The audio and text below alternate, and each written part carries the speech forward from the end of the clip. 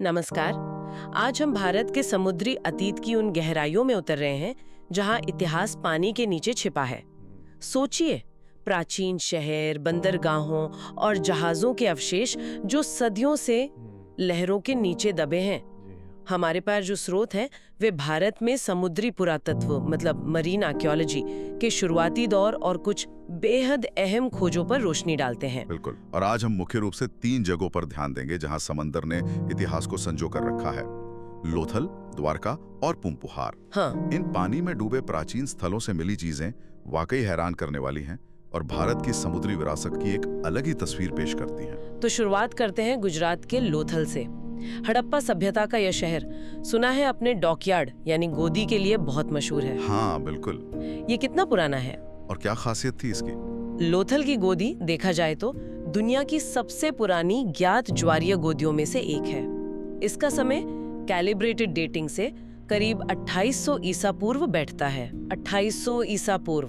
जी, ये मिट्टी की ईंटों से बनी एक विशाल संरचना थी। इसमें जहाजों के आने जाने के लिए एक चैनल था और शायद पानी के लेवल को कंट्रोल करने के लिए एक लॉक गेट सिस्टम भी था। यानी आज से लगभग 4500 साल से भी ज्यादा पहले।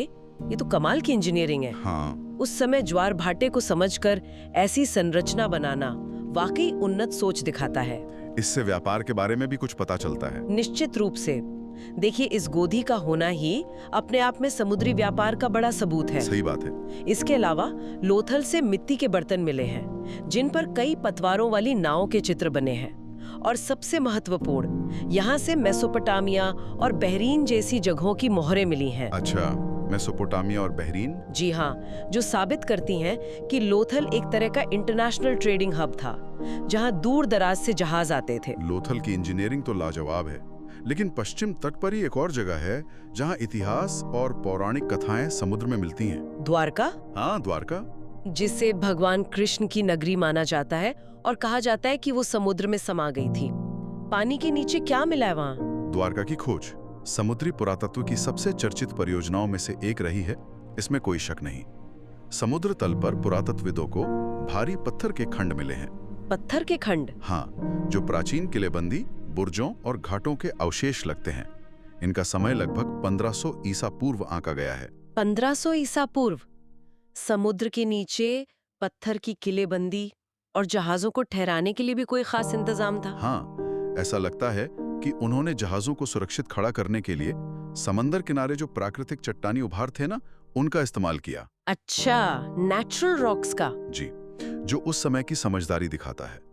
और लंगरों की बात करें तो यहाँ खास तरह के 3 छेदों वाले त्रिकोणीय और प्रिज्मीय पत्थर के लंगर मिले हैं। 3 छेदों वाले? ये तो यूनिक है। बिल्कुल।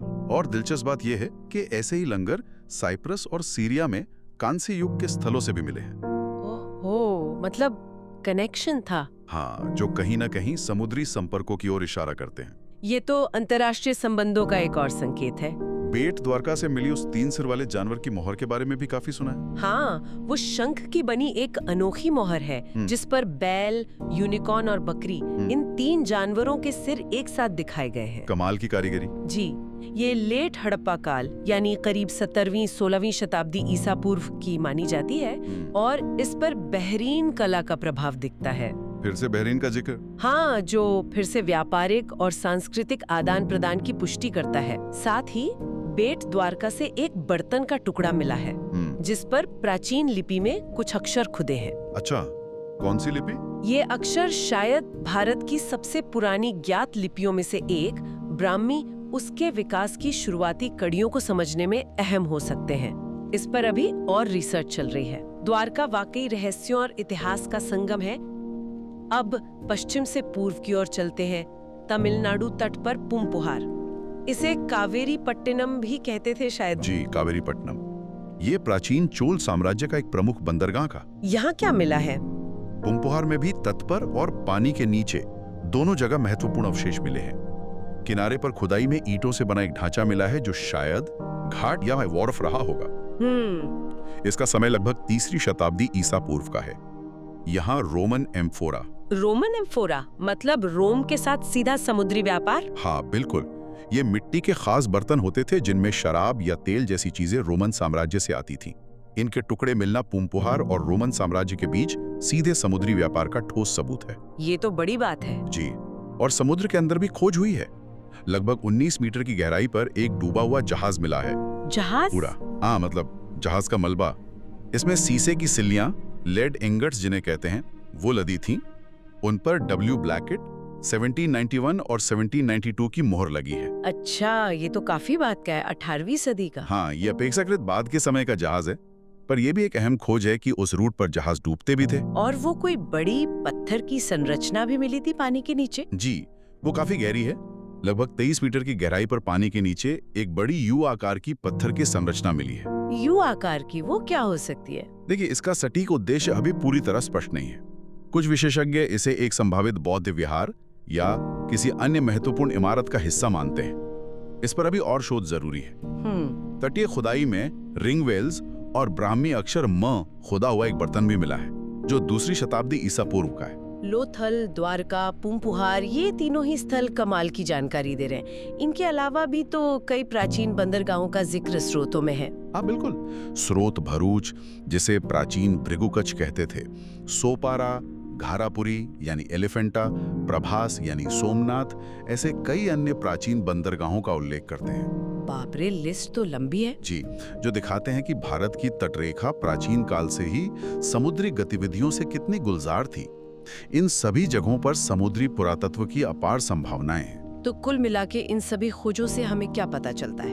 इनका महत्व क्या है? ये खोजें कई लेवल्स पर महत्वपूर्ण हैं। सबसे पहले ये भारत के समृद्ध और प्राचीन समुद्री इतिहास का, आप कह सकते हैं, ठोस प्रमाण है। सही। ये दिखाती हैं कि हजारों साल पहले भी यहाँ के लोगों के पास उन्नत नौवहन तकनीक थी, समुद्री इंजीनियरिंग की समझ थी और दूर दराज के देशों से व्यापार करने की क्षमता थी।